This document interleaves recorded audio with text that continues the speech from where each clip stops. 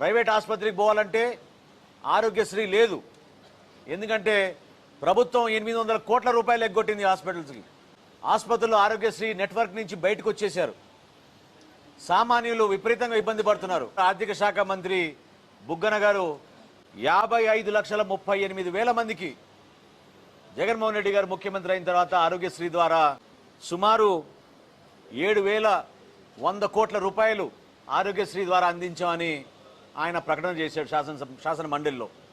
ఈ రాష్ట్ర ముఖ్యమంత్రి ఆయన ఒక సభలో మాట్లాడుతూ ఈ 55 లక్షలు కాస్త 35 లక్షలకి తగ్గిపోయింది.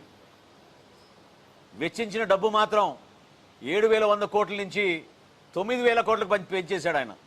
మరి ఆర్థిక మంత్రి గారు కరెక్ట్ లెక్క చెప్పారా, ముఖ్యమంత్రి గారు కరెక్ట్ లెక్క చెప్పారా?